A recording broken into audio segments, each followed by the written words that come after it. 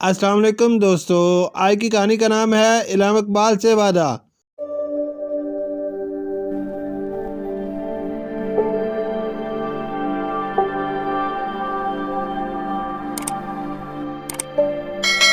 उसका सर झुका हुआ था। शाह सलीम उसे डांट रहे थे। आखिर कब समझोगे तुम, अब तुम कोई बच्चे नहीं रहे। 8वीं जमात में पढ़ रहे हो। मैं तो तंग आ गया हूँ तुमसे। पढ़ते नहीं तो स्कूल किस लिए आते हो। इसका सर शर्म से झुका हुआ था। सर सलीम ने फिर कहा, चलो जाओ यहाँ से। अगर आइंदा टेस्ट में तुम्हारे नंबर कम आए तो मुझसे बुरा कोई ना होगा, समझे। फिर वो थके थके कदमों से चलता हुआ अपनी सीट पर बैठ गया। अमजद, मैंने तुम्हें कल ही समझाया था कि सबक याद करके आना, लेकिन तुम सुनते ही नहीं। डांट पड़ गई ना भरी क्लास में। खावर की आवाज उसके दिमाग पर हथौड़े बरसा रही थी। उसने गुस्से से सर उठाकर खावर को देखा और कहा, यह कोई नई बात नहीं। हर रोज डांट खाना मेरे नसीब में है। इसमें गलती तुम्हारी है। क्यों सबक नहीं याद करते। मैं कोशिश तो करता हूँ, लेकिन खावर ने इसकी बात काटते हुए कहा, अगर तुम कोशिश और मेहनत करो तो जरूर कामयाब होगे।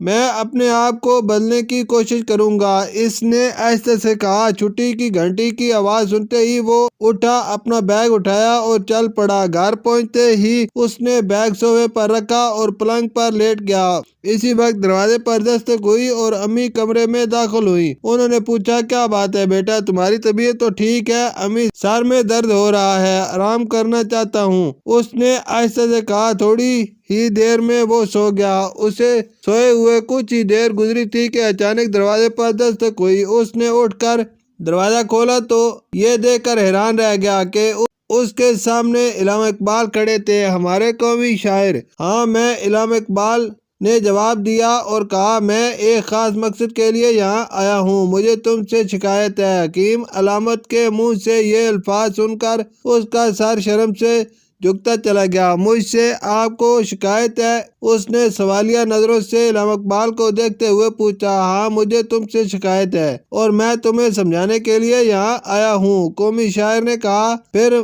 फकर पाकिस्तान ने कहना शुरू किया, आज तक तुमने तालीम की कदर नहीं की और इस बात का तुमको एहसास नहीं कि तुम किस मकसद के लिए स्कूल जाते हो। तुम तो मेरे शाहीन हो। मैंने तो तुमसे बहुत सी उम्मीदें वाबस्ता कर रखी हैं, लेकिन तू अपनी तालीम पर तवज्जो नहीं करते, हमेशा नकल करके पास होते हो। तालीम की कदर उनसे पूछो जो सारा सारा दिन गाड़ियों के नीचे घुसे रहते हैं, जिनके हाथों में कलम के बजाय औजार हैं और जो स्कूल जाना चाहते हैं मगर नहीं जा सकते। वो मजबूर होकर मेहनत मजदूरी करते हैं और होटलों में काम करते हैं। तुमको ये मालूम होना चाहिए कि कितनी मुश्किल और मेहनत के बाद तुम्हारे वालिदैन पैसे कमाते हैं, मगर तुम न सिर्फ उनकी मेहनत से कमाए रुपये ज़ाया कर रहे हो, बल्कि अपना कीमती वक्त मजीद ज़ाया करके अंधेरों में गुम हो रहे हो। मैं शर्मिंदा हूँ, इसने ऐसे से कहा। मेरे शाहीन, तुम्हें अपना मकसद खुद बनाना है। ऊंचा मकाम हासिल करने के लिए तुम्हें कोशिश और मेहनत करनी चाहिए। मैं अब मेहनत और कोशिश करूंगा।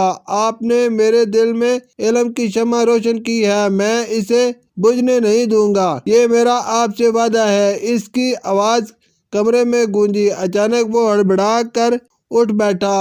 ओ, तो ये सब ख्वाब था, उसने खुद से कहा। फिर उसने नजर उठाकर सामने दीवार पर लगी हुई इल्हाम इकबाल की तस्वीर को देखा और एक अज़म से कहा, ऐ अजीम शायर, आज से मैं अपनी पूरी तवज्जो इल्म हासिल करने पर दूंगा और ऊंचा मकाम हासिल करने के लिए दिन रात मेहनत करूंगा।